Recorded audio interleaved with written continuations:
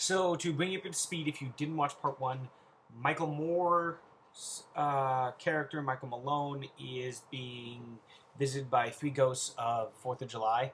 And the first one is Fraser, Kelsey Grammer, playing George S. Patton.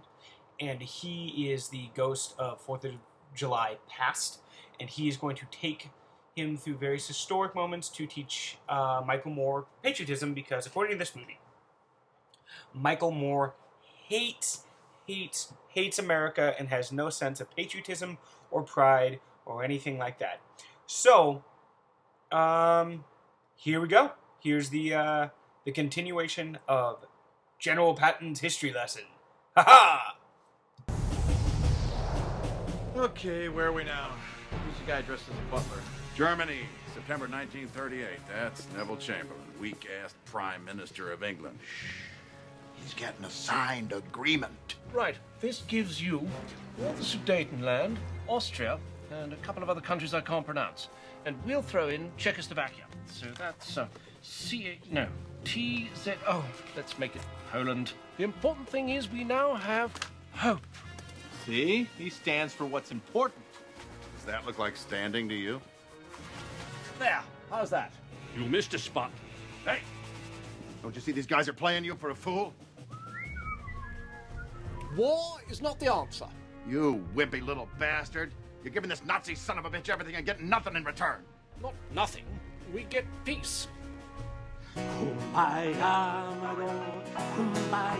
And a damn fine cup of tea. And we'll name a concentration camp after you. Think of it. Camp Auschwitz-Birkenau. Lovely. So, let me get this straight. Every time conservatives attack the idea of diplomacy and talking with our enemies, they always bring up Neville Chamberlain, who decided that it would be a better idea to appease Hitler than to go to all-out war, because England had just gotten over, what was that big one? The one where, like, a whole generation of people died all over the world. World War I. He didn't want World War II, and after seeing the horror of war, wanted to do anything he could to stop another world war.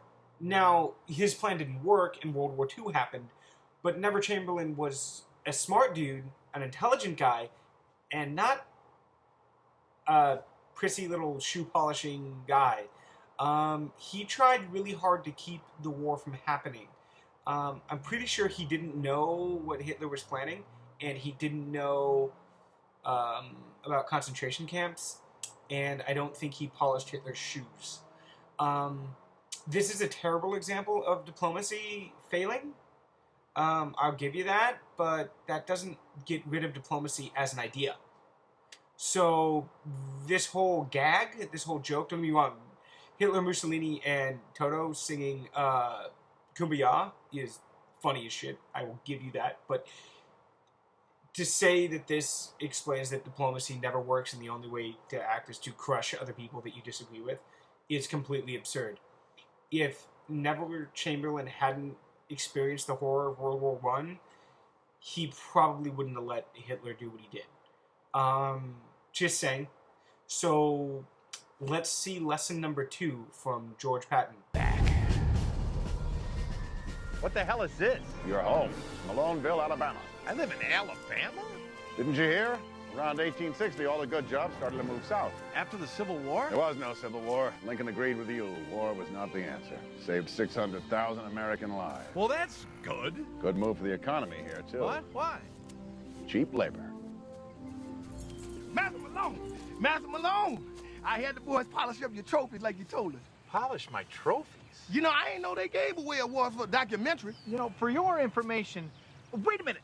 Who are these people? You're the biggest slave owner in the state. Master Malone! You ain't recognize me? I was arrested. What? Oh, this can't be happening. Hey, isn't that...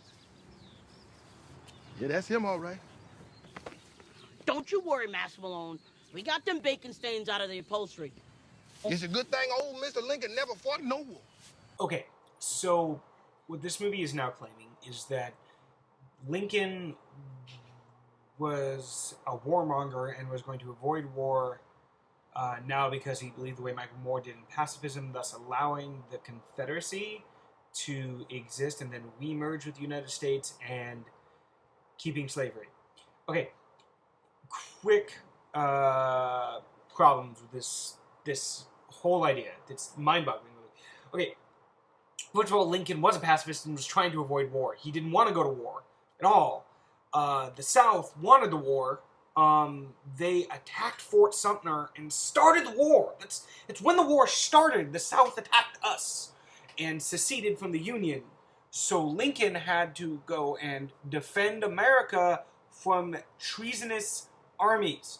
They were committing treason. They were traitors, and they were attacking and stuff. It wasn't about, oh, let's go save the slaves. Not really. It was more about, let's go stop these traitors, and in the process, we can save the slaves, okay, and free them. That happened much later. The whole idea that Lincoln didn't believe that Lincoln started the war is complete BS. The war was started by the South. The South seceded, attacked Fort Sumter, war starts. Lincoln's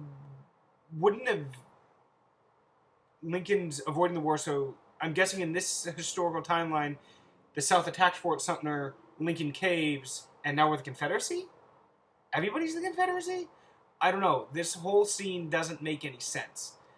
And there's not really a funny line in the whole thing. In fact, it's kind of offensive that saying that people would still be in favor of slavery because, you know, it's legal. So it's cool. Michael Moore would have slaves. Barbara Streisand would have slaves. Bill Clinton would have slaves. Because, you know, it's legal. There's no ethical questions. Wow. Let's see if they can do. They can hit it out of the park on their third try. You know, here's history lesson number 3. So, because this is a conservative movie, now we have to make fun of liberal colleges. So, here's Patton and Moore at a liberal college, listening to a professor speak, and of course, it's going to break into the ever-popular liberal and probably gay man choreographed musical number. Yeah. I forgot to mention that Leslie Nielsen is the narrator of this movie. Bet you didn't know he was a conservative. So now this movie is playing to the stereotypes that all professors are liberal and that all professors only care about, you know, indoctrinating kids. Another slap. That's a running gag. They keep trying to grab boobs in flashback sequences. The government's dirty. Our cops are on drugs, but we still like our co-eds with blonde hair and chuds. And America's to blame. Just like in 1968. Because all college professors went to college in 1968. And they were all hippies. There's not a single conservative college professor anywhere. That's funny. Used to ovulate. Yes, let's make fun of sterile women. Hey, what are you doing with our kids? Oh, conservative parents. Shocked that their kids are learning to think freely? To possibly, I don't know, What do your parents think you're doing here? learn how to form their own thoughts and challenge ideas. Because that's not what college is for. Everybody should go to Bible college. Because everyone believes America's evil, it's a fascist regime.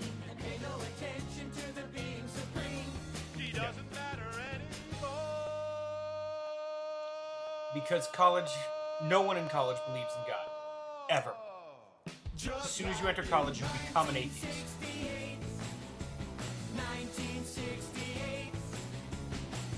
This is the most ludicrous thing I have ever seen. I mean, it's really bad. I didn't even get more offensive than the slave thing, but, you know.